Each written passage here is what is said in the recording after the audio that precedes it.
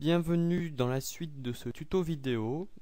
Donc maintenant nous allons tenter de réaliser tout d'abord, avoir une vue 3D et ensuite de réaliser une coupe d'une zone de convergence. Donc tout d'abord la vue 3D, c'est cela, c'est ce qu'on cherche à obtenir afin de mieux visualiser la situation.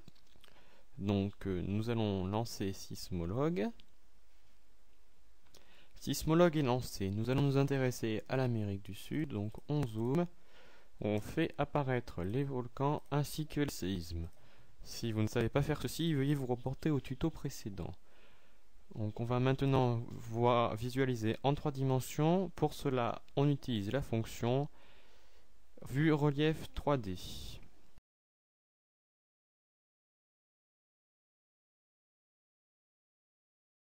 Voilà donc de retour sur Sismologue.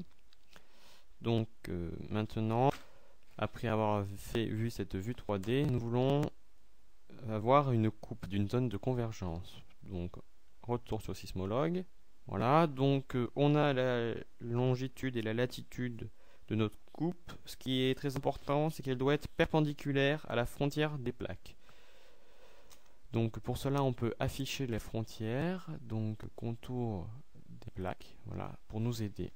Donc notre coupe doit être faite entre, pour l'ouest, de moins 29 et 76, et moins 76, et à droite, moins 30 et moins 57. Donc on va utiliser le bouton Outils, Coupe, Définir, afin d'avoir cette espèce de machin là, qui nous permet de sélectionner notre coupe. Donc on a dit moins 9, on descend, mince, on doit dézoomer, déplacer.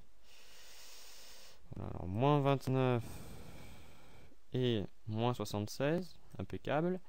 Et là, on a dit moins 30 et moins 57. Donc on s'enfonce bien dans le continent. Voilà.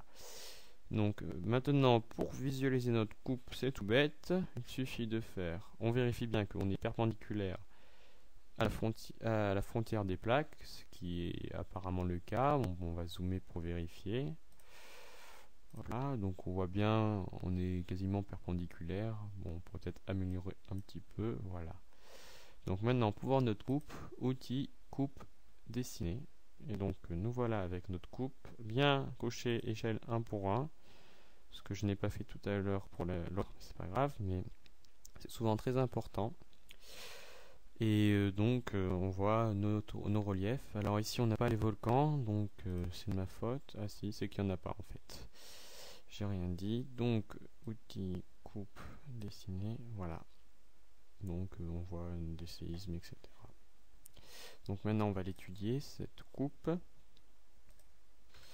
Donc voici notre coupe. Donc on voit ici la profondeur et ici les distances. Donc on marque bien les extrémités en longitude latitude. J'ai oublié de marquer la direction avec une petite flèche, et là ici vers ici c'est l'est. Donc on visualise bien ici une fosse, hein. Bon, c'est très clair. Ici une cordillère avec des volcans. Les séismes, donc jaune peu profond, violet moyennement profond et noir très profond. On n'oublie pas de titrer. On peut indiquer aussi les différentes plaques. Bon, là c'est la plaque Nazca, excusez-moi, la plaque de Nazca.